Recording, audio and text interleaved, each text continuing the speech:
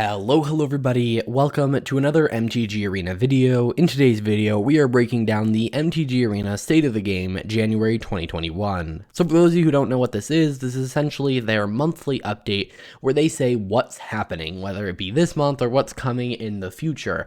And so I'm going to break down this post. They're basically going to say what's going to happen in the next update and give us a little bit of a roadmap.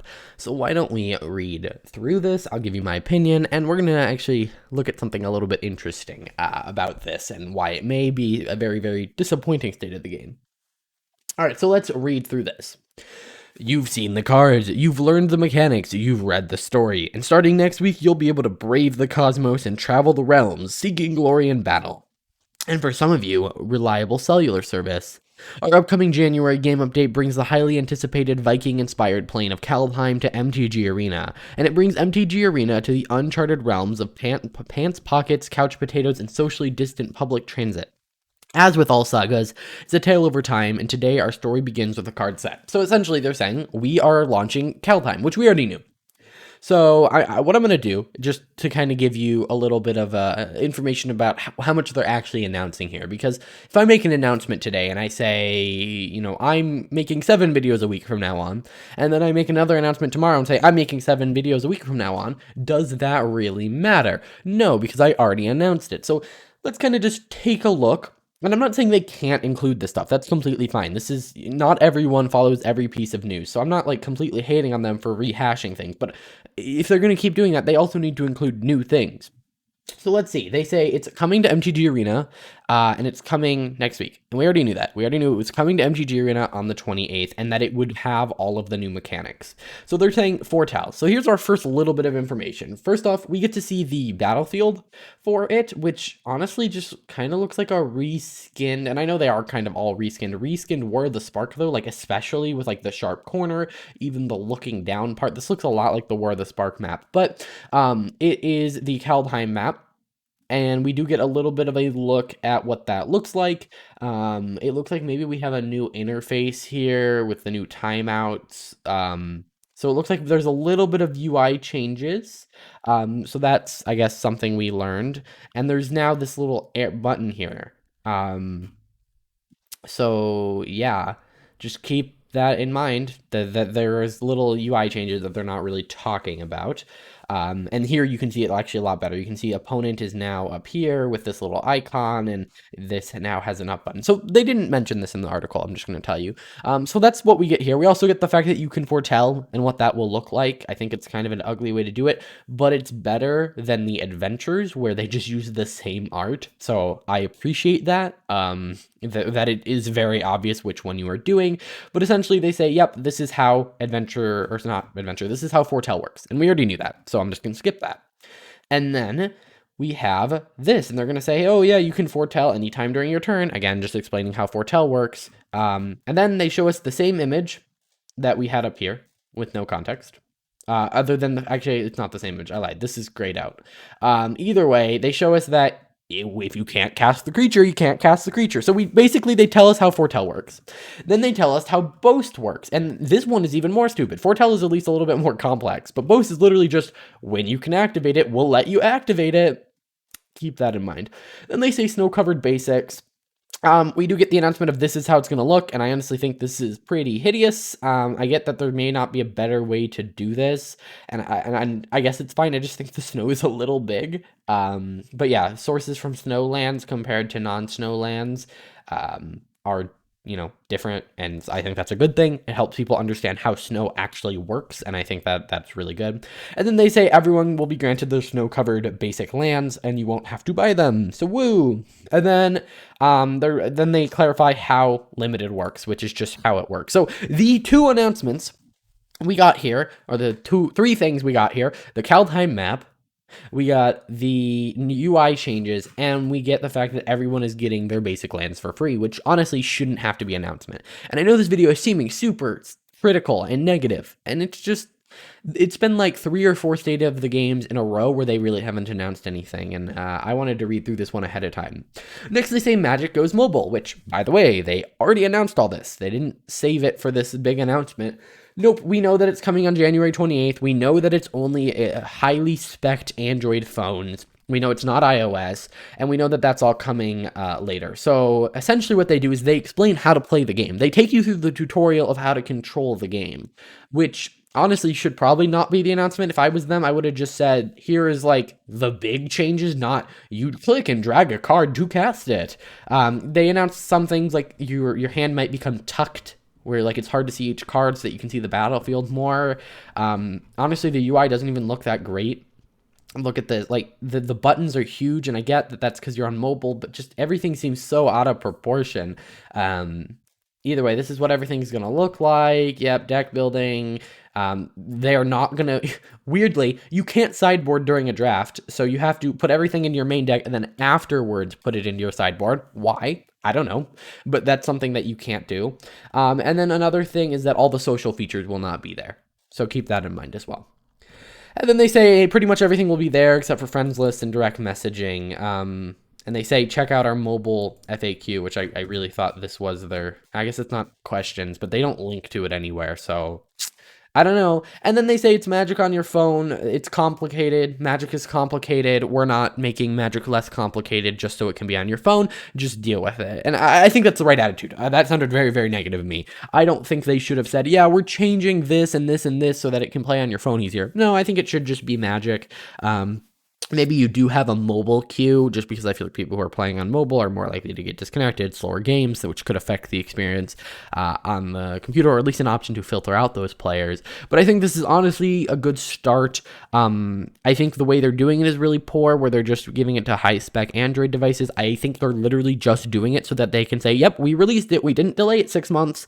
Yeah, and then we get the developer roadmap, and this is where I was like, ooh, excitement. And then I read it. And so coming soon, Kaldheim and Android Early Access. Yep, that's all that's coming in this. So if you don't have an Android device, it's Kaldheim. That's it. That's the only thing happening. And by the way, it has to be a really new Android device. Then they say in development, Historic Anthology 4. Well, we knew that. iOS support. Well, we knew that. Tablet support. I guess that's technically something new, but I just figured that this would be all together.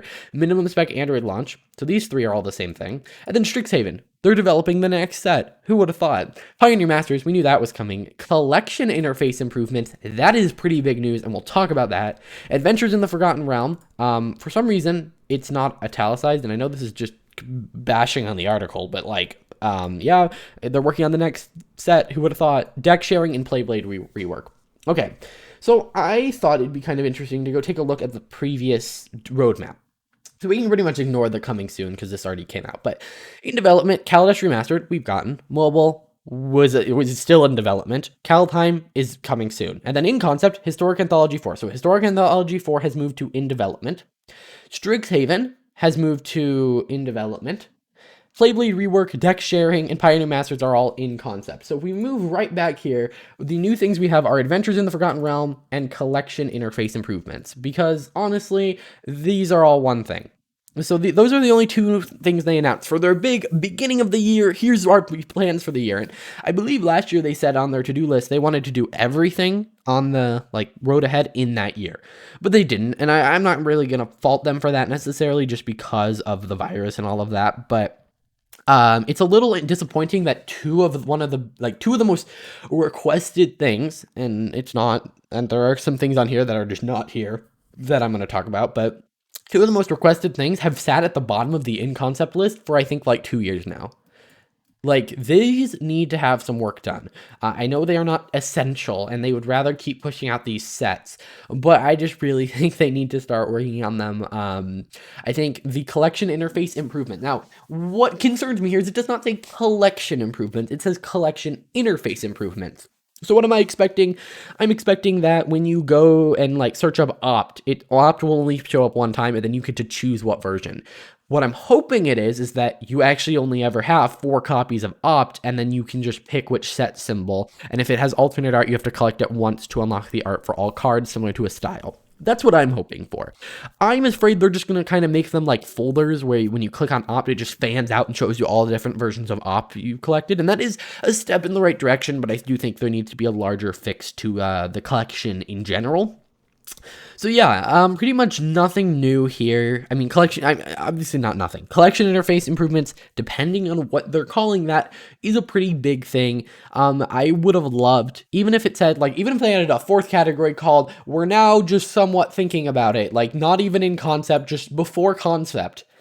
Those exact words right here. And it just said, you know, 4-player modes or something to get me looking forward to something. You know, last year we had player drafting, and then we just got it along with a set. It was like, here's Ikoria and player drafting in the same update. Now we get Helltime. So I'm really hoping that we see some big updates, some big changes. I don't get why this Playblade rework has taken over a year to do. I don't get why deck sharing is so difficult. I just don't get that. And I don't think it is. I think it's just they probably have limited resources and it's probably not their priority because these two things don't make them money versus like everything else here except for collection interface improvements makes them money. Like literally, these three things don't make them money, so I wouldn't be surprised if they sit in concept for a very long time. Versus like Kaldheim, new set makes money, Android early access, more players, iOS support, more players, tablet support, more players, more players, a new set, new set. So yeah, essentially keep that in mind. It's good that it wasn't just a big advertisement for events, and I'm sure for those of you who can play this mobile beta thing, it's exciting, but I just kind of wish they would have done a little bit more with this. I actually went and I used Inspect Element to kind of remove all the useless information from this, just to look, because if you notice, this looked like a really long state of the game. Like if we go all the way from the top, all the way to the bottom, there's a lot here. But if we were to inspect element and remove some of the things, here's what we get. We have Kaldheim on MTG Arena. Here's what Foretell looks like. This is how Snow Mana works. Everyone gets all their snow lands, and this is how it works in Limited. I probably could have even removed this part. Then Magic is going mobile on the 28th, and this is what the UI looks like. And you won't be able to sideboard during drafts, and social features aren't there. And here's the roadmap, and actually just got rid of these three things and turned it into actual mobile release. So yeah, this is actually the state of the game, which looks significantly shorter and is not nearly as impressive. But yeah, so I want to know what you guys think about this all in the comments down below. The last couple state of the games have been pretty lackluster in my opinion. Then again, I don't really expect too much on months where we get sets. It'll be interesting to see what we get next month. I'm really hoping it's not just advertisements for Kaldheim festivals, which I could definitely see it being that, but we will really have to see. I'm really hoping next month we get something pretty big. And they say in development, and actually I do want to go back to this table. Now, just because something is in development doesn't mean it's going to come out first, but in the past, that's generally how things have worked. Coming soon, then the things in development kind of in order. And then in concept. Right, that's kind of how they work. It's very rare that something in concept gets released before something in development. But it could happen. I mean, Pioneer Masters is probably a lot easier to implement than something like iOS support. Now, saying that they already have Android support, I don't know if that's true anymore. But if we're following this, essentially the next thing coming out is Historic Anthology 4. And I would expect that sometime between Kaldheim and Strixhaven, followed up by iOS support, tablet support, and min-spec Android launch, and Strixhaven. Would not surprise me if these all launch with Strixhaven, or maybe not all, but some of them. Now, they say coming later this year. I don't know how much later they're talking. If these are in development, these are like beefier things to do. Like they are not nearly as easy as just adding some cards to the game. And so maybe they will sit in development for longer than something in concept because maybe these physically just mean people are actively working on it. I was just kind of meant this as coming this update, coming in a soon like an update soon, and coming later. Those are kind of the three categories I've normally put these in, and that's normally how they follow. So I wonder if this will be actually a lot sooner than we thought, or if it'll be pretty far away.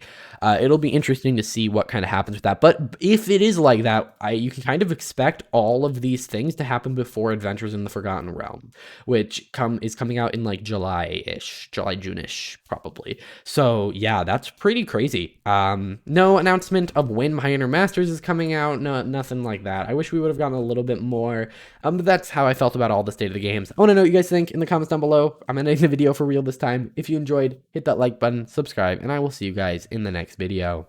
Bye.